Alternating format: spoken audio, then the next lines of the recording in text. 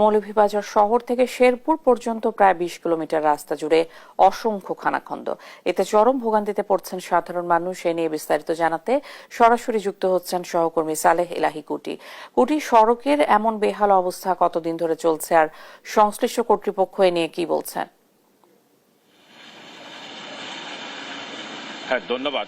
আপনি যেমনটি বলছিলেন যে মৌলভীবাজার যে কুসুমবাগ থেকে শেরপুর পর্যন্ত যে ২০ কিলোমিটার জায়গা, এই ২০ কিলোমিটার জায়গাটি বর্তমানে যে অবস্থায় ওটা অত্যন্ত খানাখন্দে ভর্তি এবং ছোট বড় গর্তে পানি জমে মানুষের ভোগান্তি অনেকটাই সৃষ্টি হয়েছে। কারণ যখন গাড়ি যায় তখন গাড়ির চাকার ছিটায় পানি মানুষের পার্শ্ববর্তী দোকানগুলোতে চলে আসতেছে। এই অবস্থার সৃষ্টি হচ্ছে মূলত ২০২৩ সাল থেকে। এই ২০২৩ সালে এই জায়গায় জন্য প্রায় ২২ কোটি টাকা ব্যয়ে একটি প্রকল্প গ্রহণ করা হয়েছিল এবং প্রকল্পের কাজটিও শুরু হয়েছিল, কিন্তু ঠিকাদারি প্রতিষ্ঠান মাত্র ১২০০ মিটার কাজ করে কাজটি ফেলে যায়।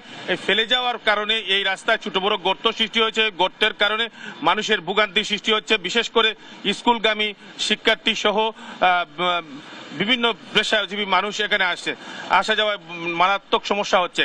আপনাকে একটি বিষয় জানাতে, যেটাই হচ্ছে যে এই রাস্তা দিয়ে প্রতিদিন প্রায় শত শত সিএনজি, টমটম, অটোরিকশা, মোটরসাইকেল এবং বাস ট্রাক চলাচল করে এবং প্রায় ১.৫ লক্ষ মানুষের যাতায়াতের রাস্তা। আমি এখন যে জায়গাটি দাঁড়িয়েছি ওটি হচ্ছে মৌলভীবাজার শহরতলির বরহাট এলাকার পাশে। আপনি দেখতে পাচ্ছেন যে রাস্তায় কি অবস্থা।